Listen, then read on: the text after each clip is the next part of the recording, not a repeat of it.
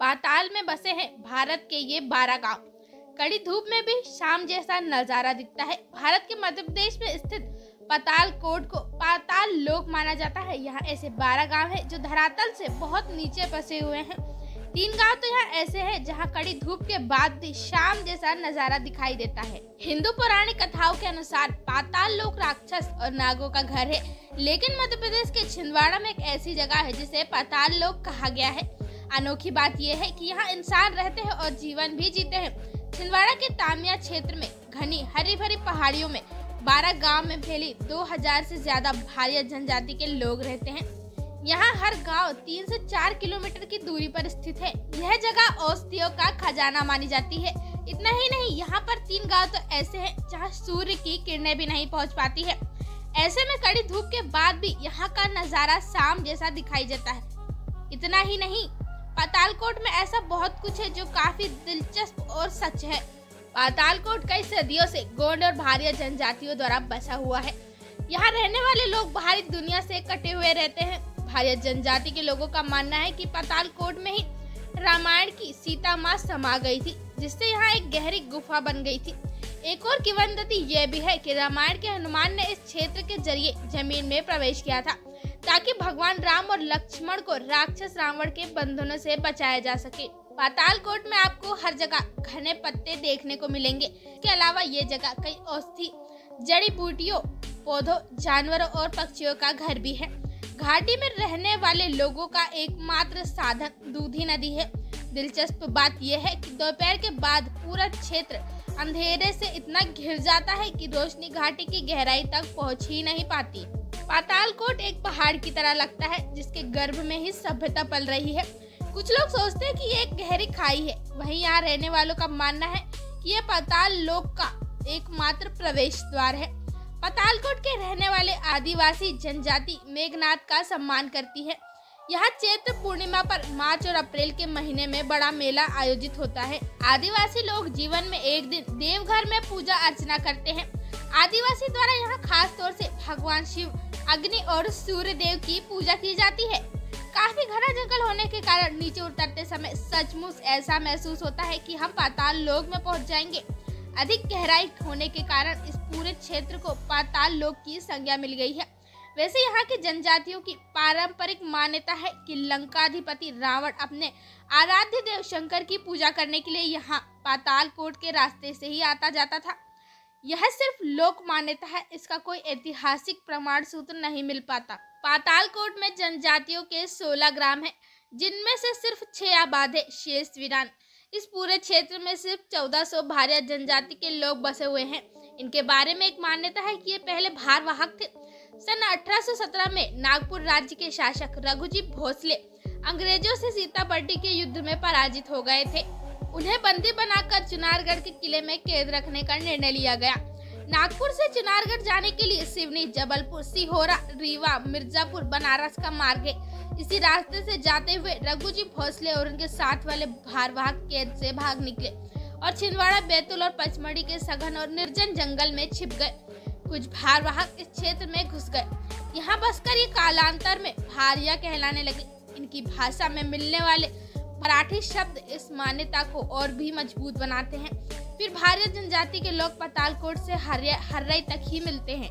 इसी सीमित अंचल में भारिया लोगों का मिलना इसी बात की पुष्टि करता है कि भारवाहक मजदूर यहाँ के मूल निवासी बन गए और भारिया कहलाने लगे। पातालकोट में करीब 350 परिवार इस समय हैं। यही खट इनकी दुनिया है, इनकी जिंदगी है। बाहरी दुनिया से इनका कोई संबंध नहीं। केवल सप्ताह में एक दिन, सिर्फ गुरुवार को ही ये पातालकोट से निकलकर छिंदी ग्राम में साप्ताहिक हाट बाजार करने आते हैं। अपने वनोपज मिट्टी के मोल व्यापारियों को दे जाते हैं और नमक और कपड़ा जैसी जरूरत की चीजें खासी कीमत चुकाकर ले जाते हैं। पुरुषों के लिए गुड़ की जलेबी और महिलाओं के लिए निकल धातु के गहने हाट बाजार में मुख्य आकर्षण के केंद्र होते हैं। पातालकोट के चारों ओर सतपुड़ा की ऊंची ऊंची पहाड़ियां हैं, इसलिए सूर्योदय दिखाई देने में विलंब होता है।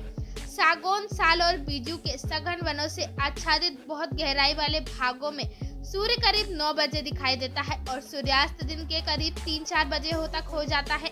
इसीलिए जो दिन का सीमित समय मिलता है उसमें ये लोग पुराने ढंग से अपनी खेती करते हैं। कोदो, कुटकी और जगनी की उपज लेते हैं। अब ये मक्का भी बोने लगे हैं। ये लोग मुख्यतः खरीफ की फसल लेते हैं। यहाँ करीब 50 इंच वर्षा होती है। जल का स्रोत छोटी छोटी नदियाँ, नाले हैं।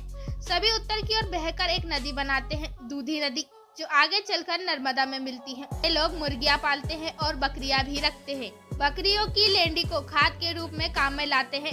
चिरौंजी और महुआ जैसे वृक्षों से ये वनोपज जुटाते हैं। ये दिन भर कड़ी मेहनत करते हैं और शाम होते ही खा पी कर नाच गाने में मगन हो जाते हैं। नृत्य और गीत इनके आमोद प्रमोद के मुख्य साधन हैं। ऋतु पर्वों और सामाजिक अवसरों पर सामूहिक आनंदोत्सव की झलक देखने को मिलती है।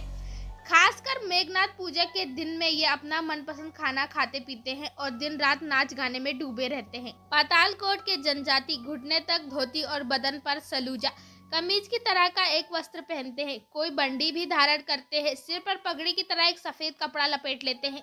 इनके हाथों में कुल्हाड़ी और टंगिया होती है। जब भी ये अपनी झोपड़ियों से निकलकर काम पर जाते हैं तो ये दोनों हथियार उनके पास होते हैं। महिलाओं के पास हंसिये होते हैं।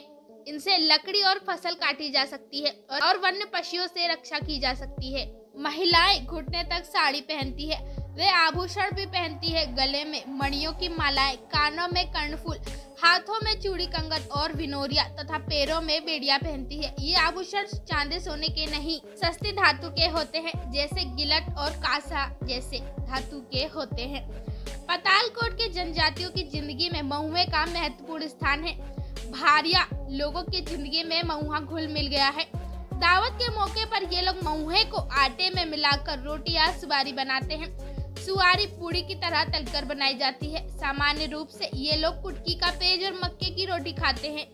ये लोग आम की गुठली के बीच के आटे की रोटी बनाते हैं। आम की गुठली को पानी से धोकर उसका टोटरापन निकाल देते हैं। ये लोग वेबर कुटकी भी खाते हैं। वहाँ भातकंद नाम का एक जड़ भी पाया जाता है। उस जड़ को भभूत में गाड़ देते हैं। जब वह चुड़ जाता है तो उसे एक तरफ से पकड़कर थाली में हिला लेते हैं तो चावल के दाने जैसे कण बिखर कर इकट्ठा हो जाता है।